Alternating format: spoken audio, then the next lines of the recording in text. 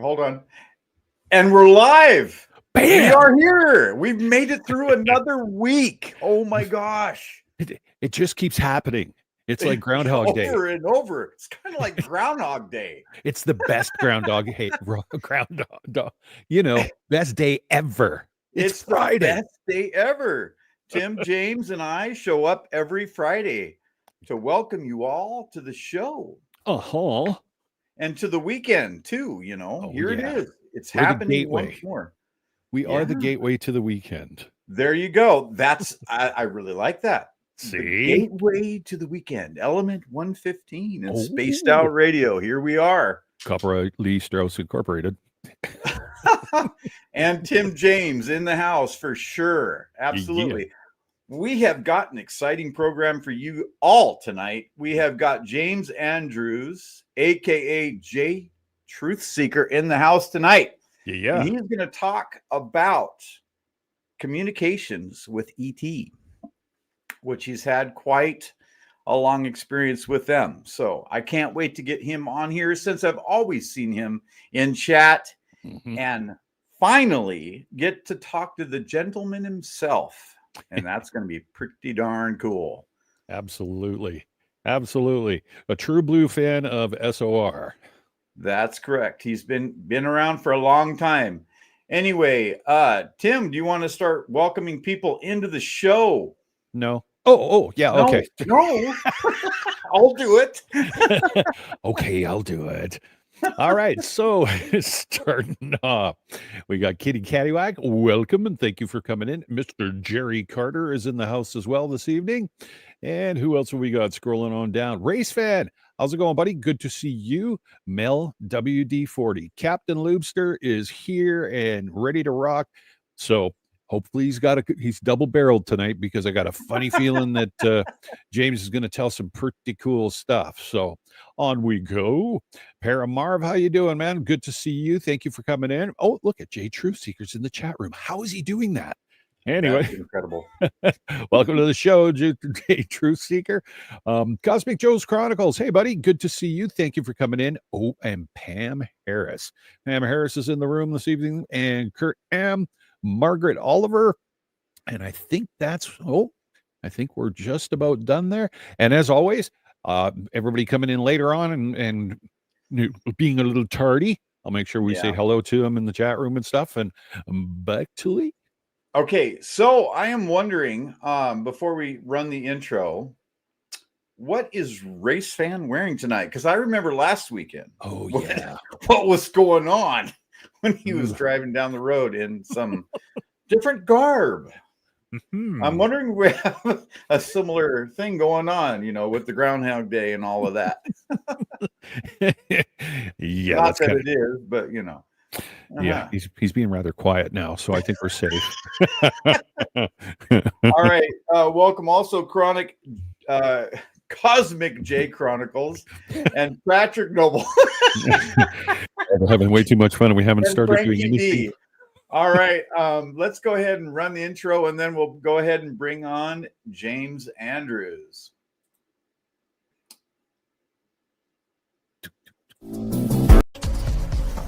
Oh dear Lord, it's these two ass clowns again. Well, now that you're here, you might as well sit down and get comfortable. Welcome to the dimension of the unknown, where the imagination reigns supreme, crafting worlds and realities that defy the limitations of our mortal coil. Beyond the veil of reality, there exists a realm that defies the boundaries of human perception. Certain places beckon with an otherworldly allure, stirring the senses and whispering secrets of a dimension that lies just beyond the threshold of our mundane existence. The air is alive with an electric anticipation, as if the next step might unravel the very fabric of reality, plunging us into an abyss from which there is no return. This realm is a boundless expanse, as infinite as the cosmos and as timeless as the ages. It inhabits the twilight zones of existence, where the glow of knowledge and the shadows of ignorance entwine like lovers in a cosmic dance. Here, the rational and the mystical converge, suspended between the depths of human terror and the pinnacle of our understanding. Welcome to Element 115.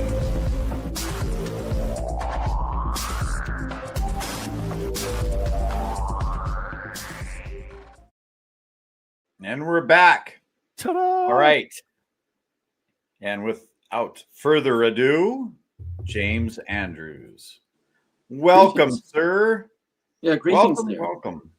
Hey, James, how you doing? Yeah, pretty good. Finally get to meet you and finally Yeah. get to talk to you in person. In the same Absolutely. place. Yeah.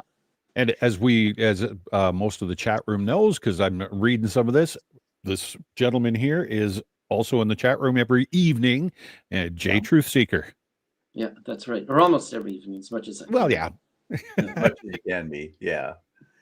Well, sir, you have had, from talking with you over the past week, you have had quite an experience in your life. Definitely. It sounds like you have had several encounters with ET throughout your Yes. life. So where to even start? I would love you to give us a breakdown, sir, of what happened with you as far as your first encounter is concerned, and then we'll move from there. So I had my very first encounter probably happened when I was about 7 years of age, but that was just brief. An Mhm. accident. Well, I walked into a meadow through a groove of trees and was in a different place in meadow. A girl there that appeared to be about a few years older than me. So I was about 7 and she was about 11, and spent some time with her and so on. And so I often wondered if I had actually gone through a portal, etc. But I would have to say that the gist of the experiences happened more beginning at around age 14. And when that happened, it was like, I would call that more like a schoolyard encounter. So it's like I came to school one day around the beginning of March of that year or whatever. And so it's just like end of winter and beginning of spring, right?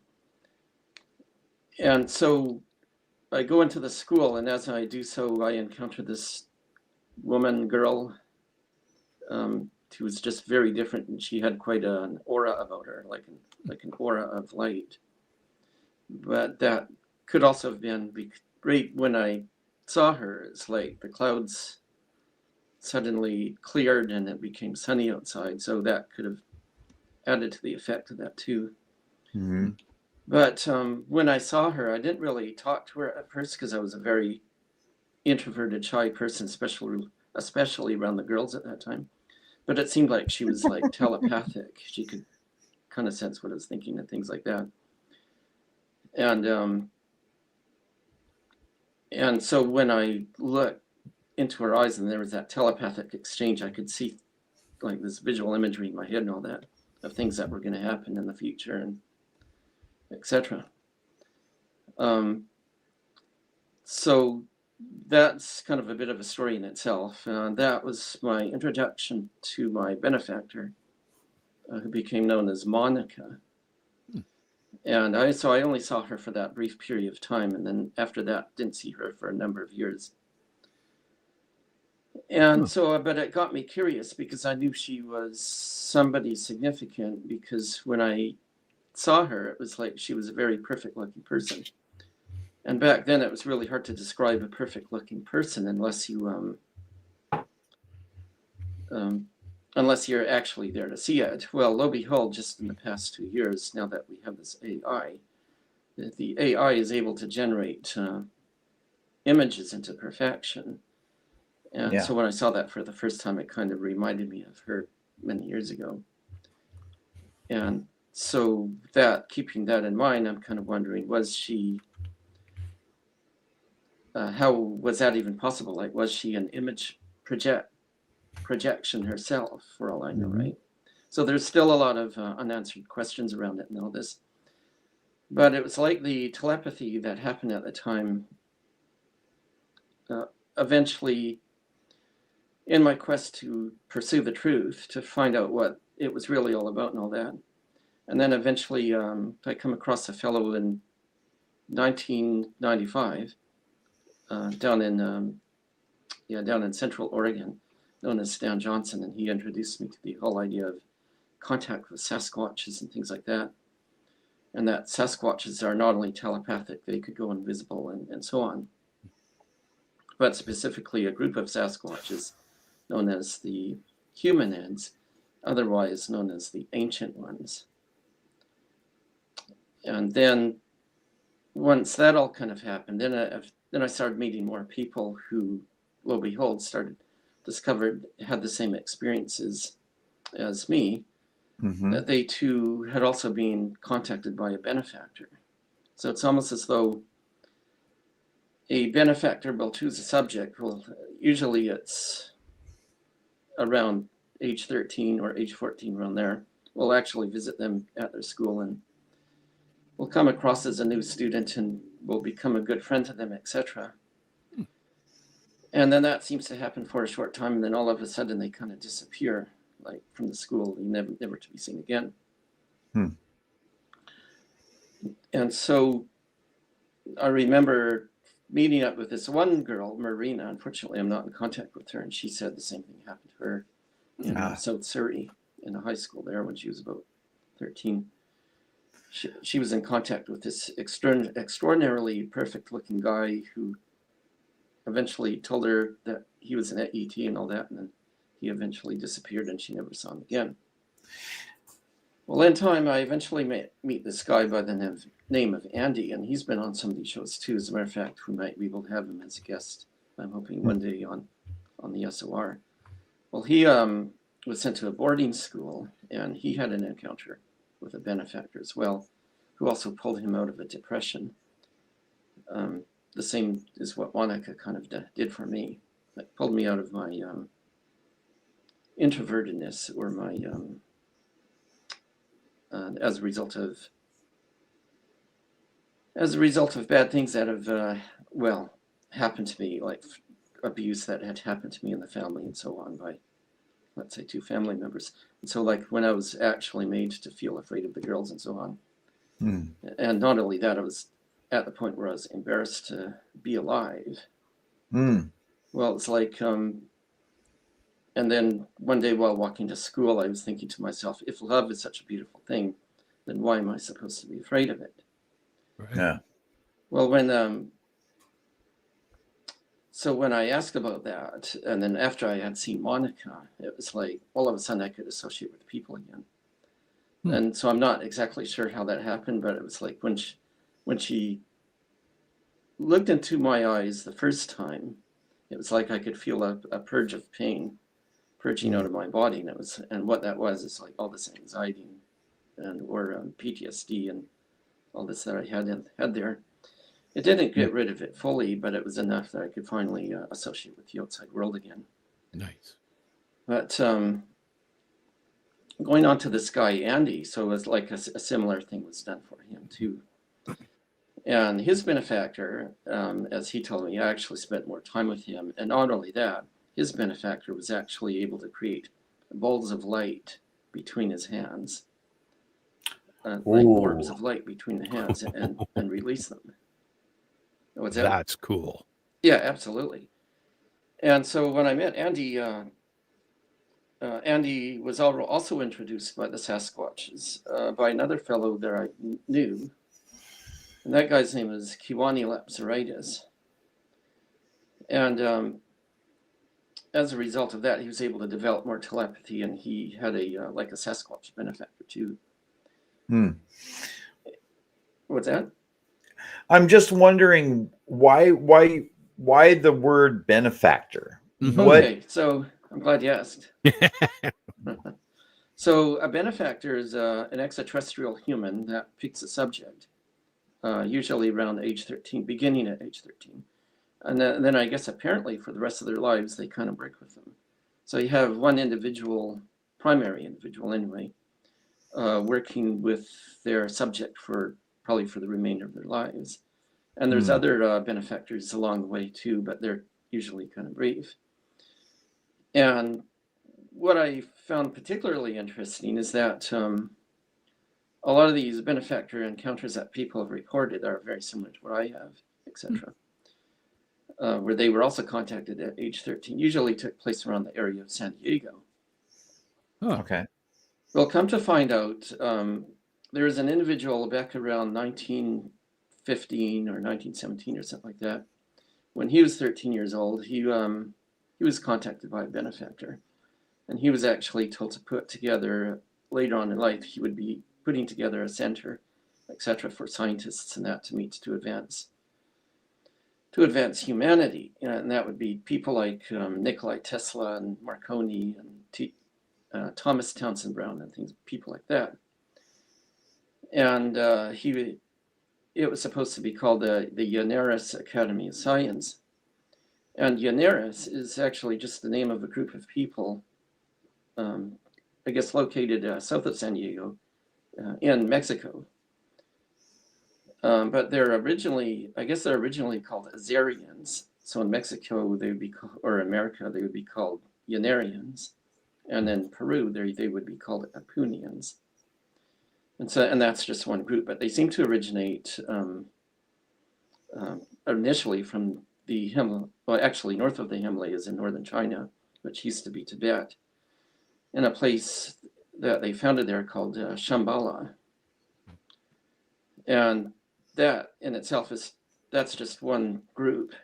So, and what I find interesting is that in looking at this further over the years, it was like you got three primary groups of benefactors, and then those three groups have three groups within as well, or three different settlements hidden somewhere on the earth. So that's only just one of them. So the Azerians, which include the Apunians and the Yannerians. And then there's a second group based out of Brazil, and that they are called the Atlassians. And they also have two more settlements, one off the coast of Florida in the Atlantic Ocean there around the area of the Bermuda Triangle. And they also have another settlement north of Australia around the Solomon Islands in a place called Mount Dragon. And so that's benefactor group two. And then there's a third group. And the third group is, the third group is just the Syrians. So the Syrians who, I guess, I don't know if they are actually stationed here on the earth, but they're stationed in, I'm not sure exactly all the locations, but usually inside of these mountains like Mount Shasta and so on. And they, if I understand correctly, they moved into the area of Mount Shasta later in 1995. So the original inhabitants of Mount Shasta apparently left the mountain of Shasta. Yeah, they left Mount Shasta in January of 95. And they were popularly called Lemurians, but they were actually Hyperboreans. Okay. But there's also a group of Lemurians too, based out of the Himalayas from the underground called, they're a group of blue people, and they're called the Sons of the Sun. So there's a lot of references in books and all of that. So that's just a quick rundown of all of that. Gotcha. So the Syrians, the benefactor Syrians, so that's what Monica would be. I guess she's from that group. And the same with some of the other benefactors. And then for some reason they're focused on the area of San Diego. So there's benefactor encounters in places like Las Vegas and Vancouver, BC, and Kamloops and so on. But San Diego seems to be the primary place. And then there's also been encounters in London. Well, come to find out, these Azerians, they've also had people who have moved into our society and into our city and posing as magicians, illusionists.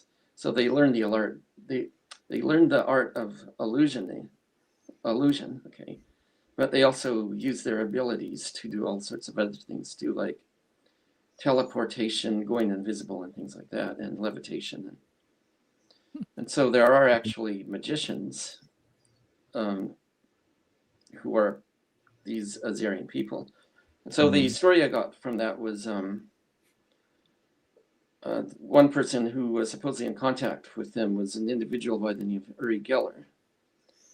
And so Uri Geller was asked to put together a foundation for their group in London, England. And so I guess he called it the Magician's Magic Circle. But initially the inside group was called the Order of the Snake. Mm-hmm. And so the funding to that was supposedly from King Charles himself, apparently, or as the rumor goes anyway. And then from there, what they were to do was to visit other places in the world, particularly they congregate in Las Vegas, of all places, doing magic shows and things like that there. And they've been able to even teach other people how to do it. And so there's actually people out there who can go right out to the Mojave Desert and show you levitation, and they'll levitate like way up there and so forth. Or they can go invisible, and they can also teleport. And they're really good at reading people's minds, etc., etc. And so I guess it was Uri Geller who kind of paved the way for that, apparently. And then the second person who really brought that out in the open was an individual by the name of Chris Angel. So I don't know if you know much about him or not. Oh, yeah. I've heard the name. For sure. Yeah, definitely. And then since Chris Angel left the scene, I guess due to family problems or whatever that he had, now other magicians from the Azarian group and just other people who are illusionists. They're not part of the Azarians. They're just kind of there.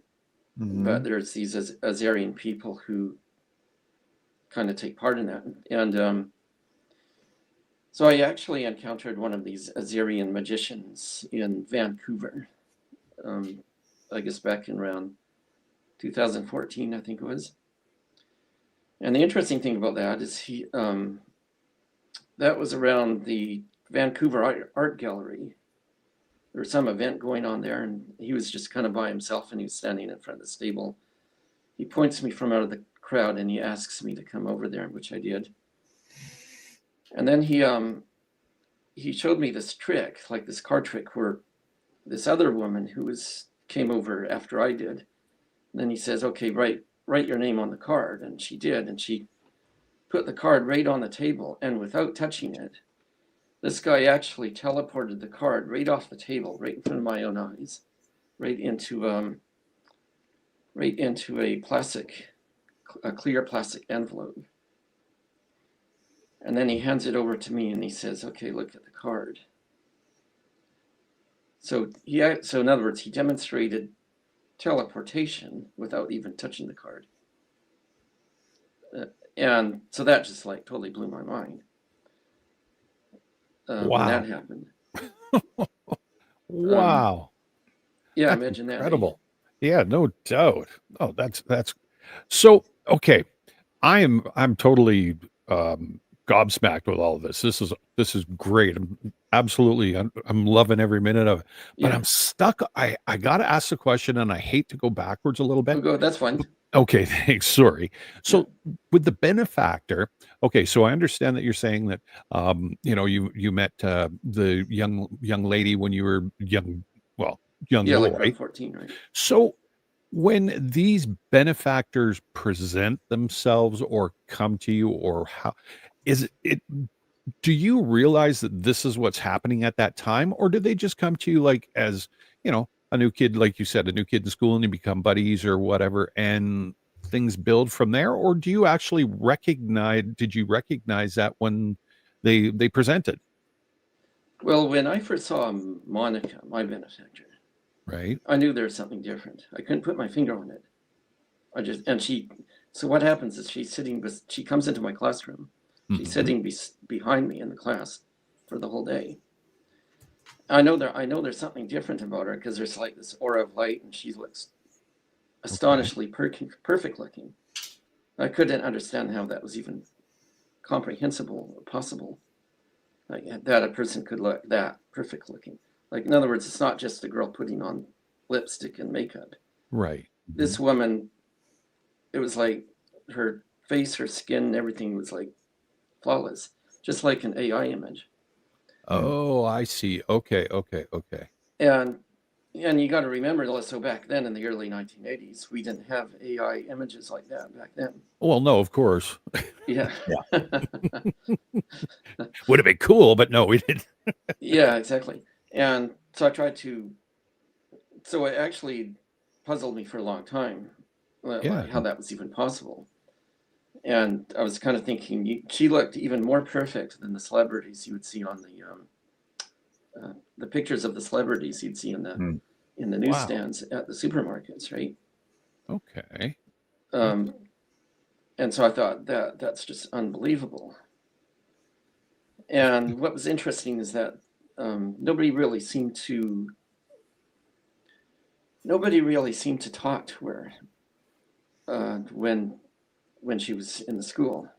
Yeah. In fact, I asked people afterwards if they remembered her, and they didn't. Yet, so I have this really, really clear image of her even to this day. Memory of her even to this day. Mm-hmm. But yet, people who were in my class, including the school teachers and so on, they couldn't remember her. Wow. Like a short time later, and I asked 10 years later, like when I looked people up from that classroom back then, like 10 years later, who were present in my class there, and none of them could remember it. I know one girl said, I remember there was somebody there, but I can't remember who it was or even what she looked like. And that just blew my mind too. And so I didn't even know if she was a benefactor or anything like that.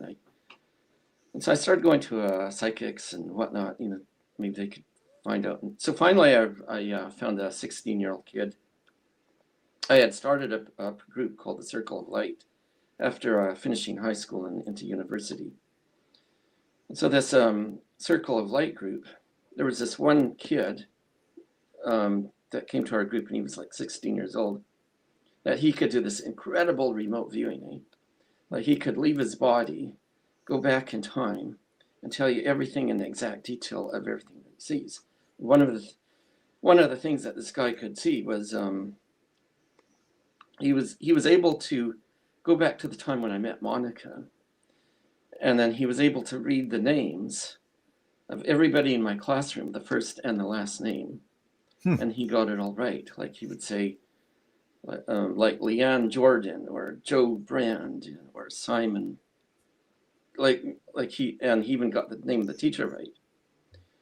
And so there would be no way he would be able to know that formally without me even telling him or even providing a list. And so when I got him to find out who Monica was, so he said, "Oh, well, that's Monica Shield." Okay. And then I said, "Well, what's she doing there?" And he says, "Well, there's a UFO outside. She's from there." Kind of thing, right? And she was formerly and then he says in a former lifetime she was known as the goddess of Astarte, or Astarte was supposedly her actual real name or something like that. And then that's how I found out. That's how I initially found, and not only that, when he astral traveled back then, she actually picked up on it. Yeah. Astral traveled to him, astral traveling to that area, to give him additional information about herself. Okay. And and where to find her and so on. So almost out of time, right? Yeah, so this guy could astral travel forward and back into the future, right, in time. Astrally, just by leaving his body. And then see what would happen is he would leave his body or something, and he would do a meditation with his eyes open. He would see the room going dark, and then he would will himself to go forward and back. And so he did that for me back in 1993. Okay, so 10 years after I had met Monica. Now I had also gotten him to go into the future, 10 years into the future, to tell me what was going to happen then. And he actually said, well, I see big major protests in around February of 2003. They're protesting. They're protesting the U.S. is about to invade a country. Okay. Meaning the U.S. is about to invade Iraq. So he was actually seeing it 10 years in the future. And I got him to do that because back then in the early 1990s, there was all this rumors about a big tsunami was going to come and wipe us all out by 1999. Vancouver was going to be under the ocean. And That's West right. I Coast is going to remember be under that. the ocean, all that. Yep. Well, when he went into the future, he said, no, Vancouver's still here and California is still there. There hasn't been any major calamity and etc. So he went, and so he also told me where I was going to live at that point too. He had actually found the apartment suite where I was going to live in the future. At that point in history, right next to the Guildford Shopping Center in Surrey. And he was right, and eventually I moved there. Actually, in 1999. Know that area well. Oh, you know that area well? So you grew up there too? Oh, yeah. Guildford, right? All y'all Canadians. Yeah. Grew up Guildford, Newton. Grew up in Newton as well, right? Yeah. Newton, Guildford, and then moved to Whistler. Yeah. Oh, wow. So I basically, I grew up in Fleetwood, Surrey, and Guildford, Surrey, and that's wow. Life could have been a lot better if circumstances were different. Oh, yeah. And still need to resolve the past completely. I'm almost finished with that.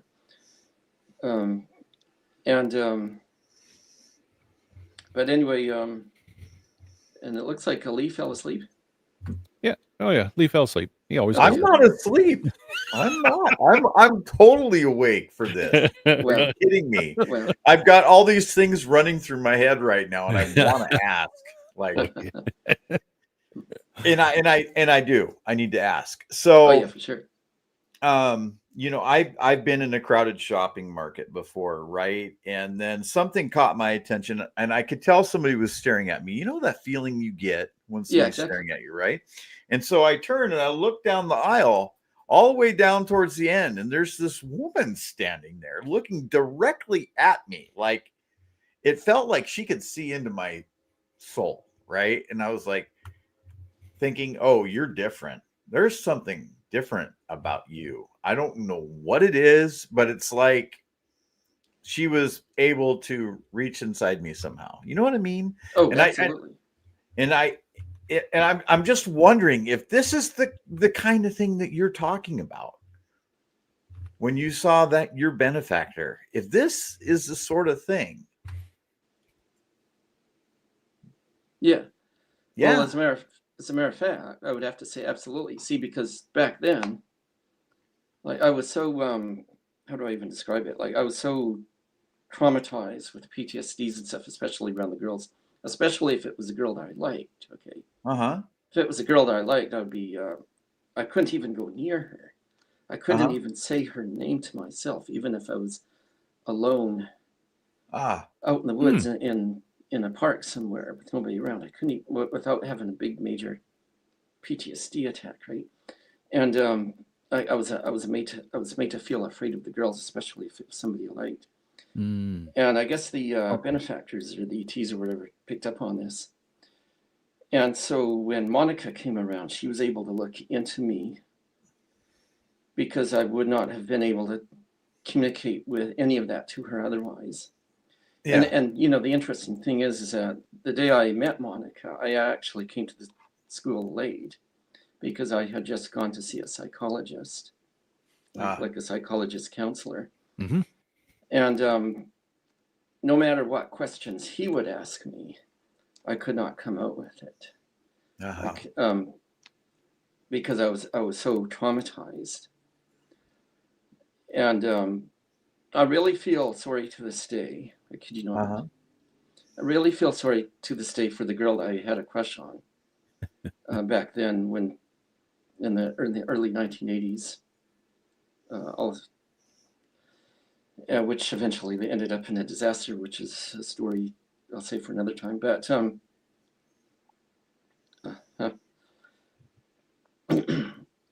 something that I need to resolve before I can go live on another world, if you know what I mean. But well, you're doing fine here tonight. Let me tell you what. Absolutely. yeah, exactly. Nope, doing a great job. But I just felt really bad for the girl, because it's like I couldn't communicate any of that to her. Uh-huh. And I couldn't tell her what was happening to me, what had happened to me, because I was so traumatized with PTSDs and all that. Uh-huh. But it was and so anyway, so when Monica communicated with me, I guess telepathically and all that, she could reach into my mind and see all of that. Mm-hmm. And then later on, when I eventually came in contact with the Sasquatches, the Sasquatches could do the same too. They could reach into my mind and they could see all the stuff that had happened to me in my past, and things I was feeling and things like that. So it's like I was, so that's why it was so easy to make a mental telepathic connection with the Sasquatches, and which continues to this day. Because it was like, there's beings out there that can understand us. And but anyway, interestingly enough, they said, well, if you want to finish resolving all of that, we'll move you to SOR. And I get this in dreams, going back to 2021, about a year or so, maybe 2 years before I found you guys. Yeah. So I find that quite fascinating. So it's like they guided me to SOR through the dream telepathy. Aha. Yeah, I call it dream telepathy because it's like when you can interact with your benefactors and that there too. Okay. But anyway, usually when you come across a benefactor, like I've had people tell me they'll be driving along in the middle of the Mojave Desert and all of a sudden they get a flat tire. They're stranded there, but lo and behold, about 5 minutes later, somebody comes walking out of nowhere and says, hey, do you need some help changing your tire? And so the woman or whatever would say, yeah, sure. And the guy would fix the tire and all that for her. And then she says, oh, do I owe you anything for that? And he says, no, I'm just here to help. And he walks off into the desert and then fades away and disappears. Wow. So I guess you could say some of these benefactors, some people would look at them as being like angels or something like that. Right. Yeah. Or encounters with angels is what usually how people would associate with them. And so one of the places where I was led to encounter them is Kamloops, British Columbia. And so when I went there in 2019, and it's like in this one part of Kamloops, it's like I could feel them everywhere. And so anyway, one of the telepathies I got from them was, if you really want to be with us, if you really want to be with Monica, you can come with us and stay with us in our underground facility just on the northwest side of the city there. But they said, but if you decide to do this, you'll have to make the decision before December 21st, 2019. And I'm kind of thinking, well, if I decide to do that, I'm going to want to do that after Christmas, after New Year's and all that. And they said, well, but by the time Christmas and all that comes along, it'll be too late. And then I said, well, what do you mean? And they said, well, because by December 21st, that's the beginning of when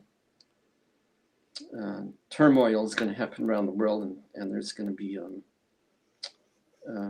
that's when the Earth's population will hit 9 billion people on that day, and turmoil will begin to happen, and there will become a lot of death all over the world. And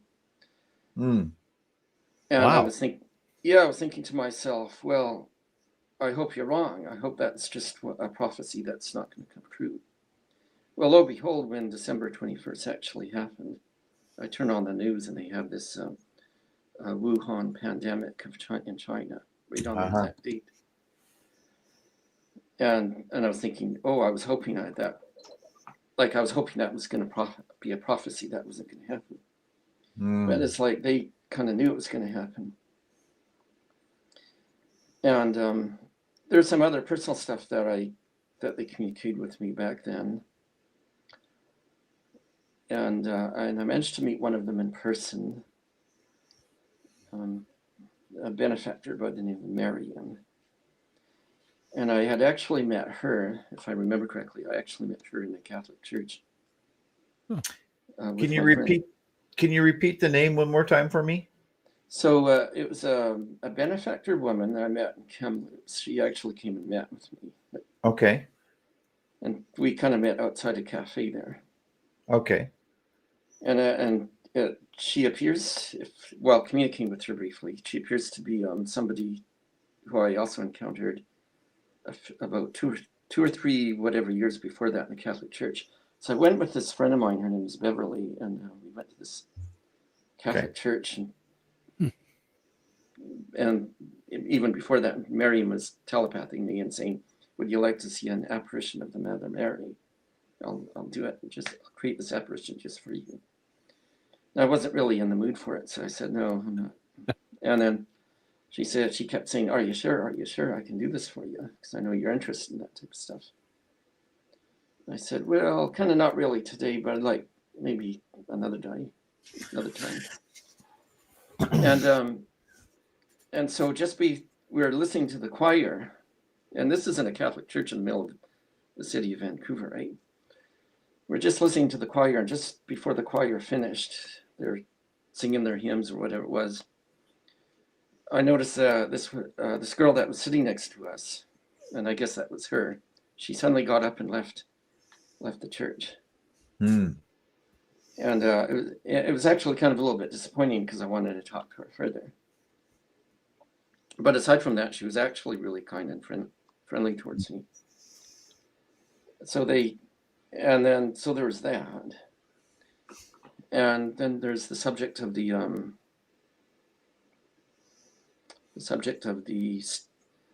Star Island ships. Yeah. So I was going to explain more of that to Lee. And there's so much more to this story. I could probably go on for hours and hours with it, but just to try and go through as much as I can in this short period of time.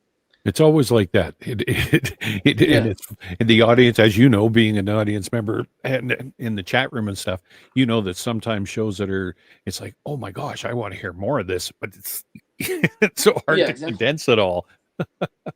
And I could even I could even say you can actually people can actually request a benefactor. In other words, if their heart's in the right place. Okay. Mm-hmm. If their heart's in the right place and if they're sincere and all that, they can actually call out and request a benefactor. And usually one will come. And so I did this with a friend of mine in the middle of Vancouver, actually around Trout Lake in Vancouver. And he says, "Yeah, I want a beautiful blonde woman benefactor." And so we were both meditating. I said, "Yeah, I wouldn't mind seeing Monica again," all that. And so anyway, he had already contacts with Sasquatches and that down in Missouri, like telepathies and stuff like that. And he wasn't even interested in UFOs and stuff until I told him about it. And so anyway, he requested a benefactor, and we were kind of in a meditation. And suddenly, walking around the lake was this absolute beautiful blonde-haired, gorgeous woman.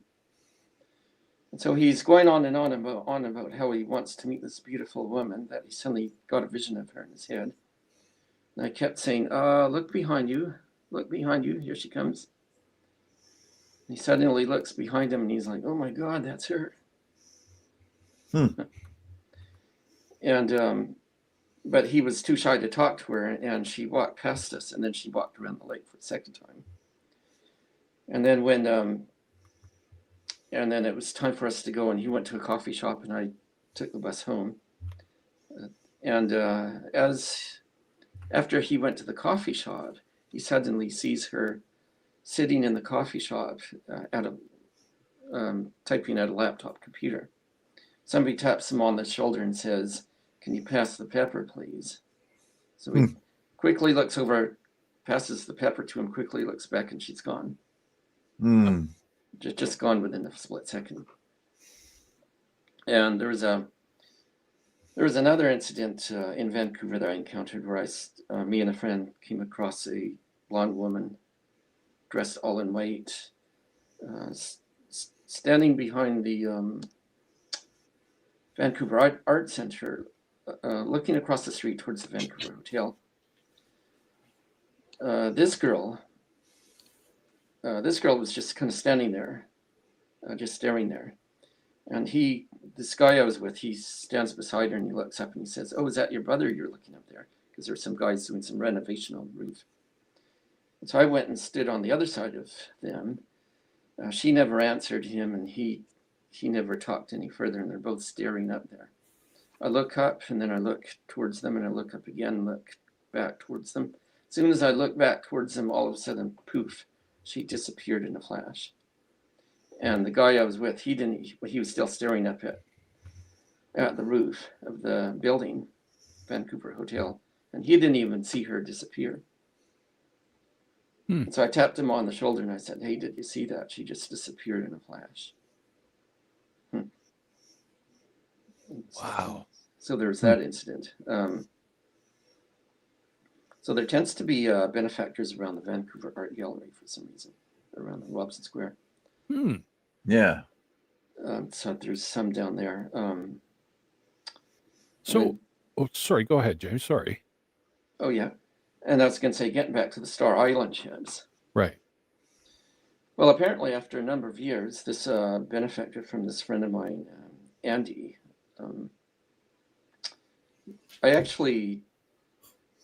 so Andy was going through some major emotional depression or whatever.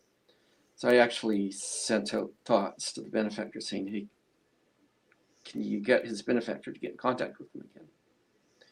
And his benefactor actually did. His benefactor actually led him to San Diego, to the Yaners group of all places, and he managed to find his benefactor there. And so they got into a bit of a conversation. I guess they were in a conversation for a bit of time over the telephone there. And so I said, "Can you ask him about the Star Island ships?" Or actually ask him about High Brazil, one in particular, because going back to 2013, I was getting all this really strong visual imagery of this Star Island ship that's supposed to be called Avalon, but other people refer to it as High Brazil, and they refer to it as a Phantom Island ship. Well, anyway, so his benefactor relayed to him that there was 3 Star Island ships, not just one, and that there was 2 individuals that was kind of running the show, and that they were part of a council, and that they would supposedly make their appearance very shortly, I guess in the next few years. And those individuals, their names is Raja and Sujana. East Indian names, ironically enough, but apparently they have light complexions. And so that they would eventually make an appearance shortly. So I guess what's going to happen, they're going to make contacts with the various groups of people like SOR and other UFO groups and what have you. Maybe like CSETI, whatever groups out there. And they will basically give instructions or as to what's going to happen with these Star Island ships when they eventually make an appearance around the Earth.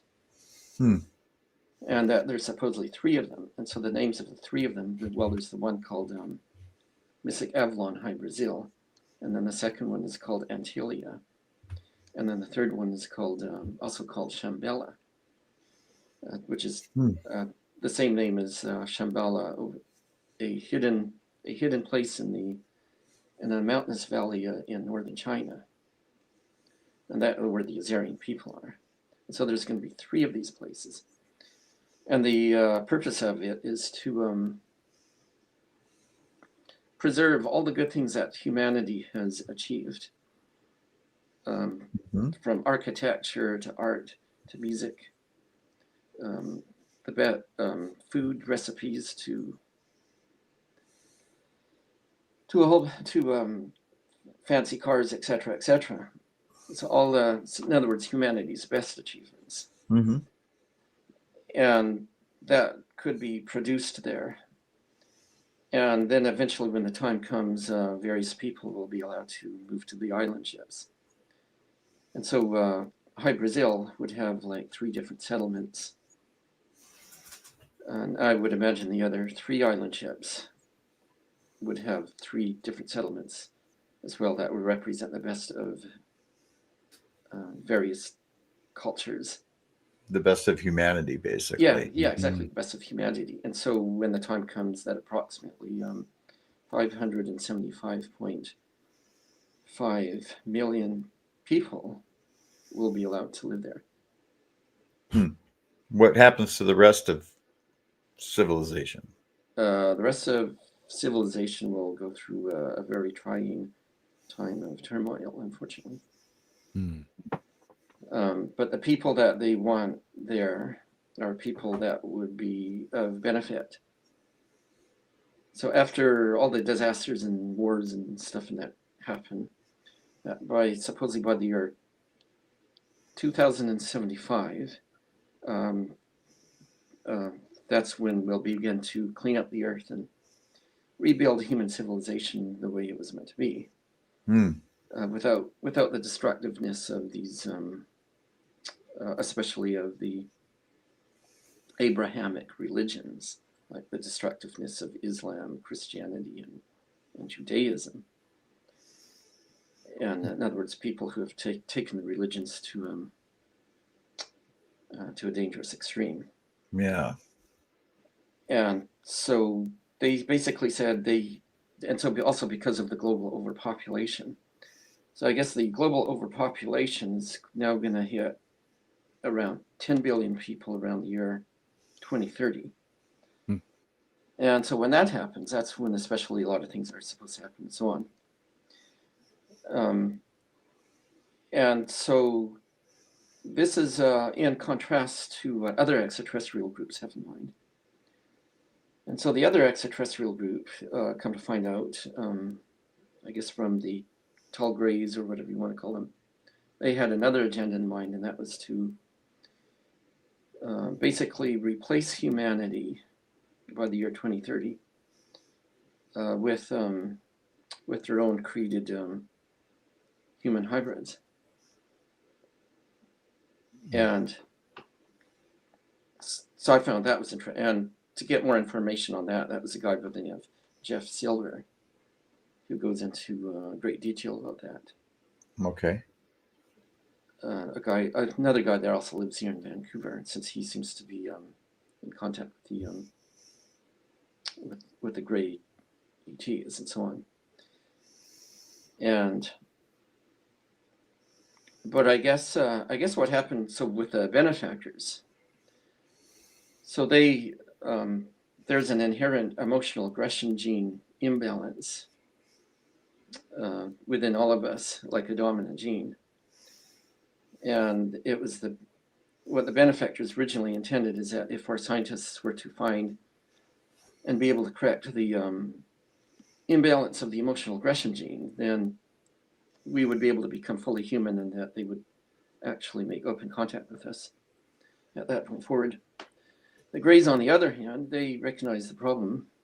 Like, they know about this emotional aggression gene, but they basically wanted to instead create human hybrids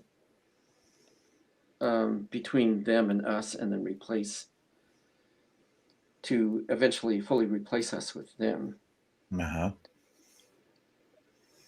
And so I guess apparently the benefactors and the Greys and maybe even other groups may be kind of at odds with those plans.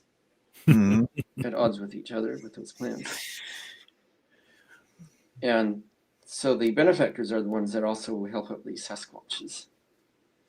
The Sasquatches and some of the cryptids associated with the Sasquatches. And but there's another group that are trying to genetically re-engineer cryptids to not be, they would essentially be super soldier clones. And that would also take part in the upcoming disasters, wars, whatever you want to call them, depending on which direction humanity goes. Yeah. But so I can't say absolutely what's going to happen until after it actually does. No. But for now, I only just get probabilities of how the future could turn out. Actually play itself out. So in other words, whether or not these star island ships actually suddenly make an appearance and so on. Formerly, these star island ships would also be known as phantom islands. So they're like disguised as like islands that would essentially disappear after a period of time. Until like the Legends of High Brazil, where High Brazil makes an appearance off the coast of Ireland once every 7 years. Oh, okay. Yeah. And then just recently, as of last year, there was an island that made an appearance off the coast of South Africa. That's completely fascinating, actually. Yeah, so you might know something about that, right? I've heard of Phantom Islands before, so yeah. And these Phantom Islands can also cloak themselves into complete invisibility as well. Oh, interesting. But I would imagine that I'm thinking that sometime very soon that Raja and Sujana will, and associates of them, will start making contacts with private groups of individuals primarily involved with UFOs and possibly even scientists, people that would be for humanity's benefit, especially for a future Earth. And so chances are we're all gonna, if it happens, then we'll all get to go to Avalon, right? With Avalon High Brazil Phantom Star Island ship. Yeah. If it happens. And so at first I thought maybe I was a little bit delusional over the whole thing and all that, until other people started talking about it. Just recently, going back to last year. In other words, so if I'm getting telepathy, visual imagery and stuff like that, a part of me is going to kind of question, okay, what's this all about and what's that all about? Right. So to kind of question my sanity. So I'm always looking for little confirmations. Absolutely. Yeah. No, for sure. For sure.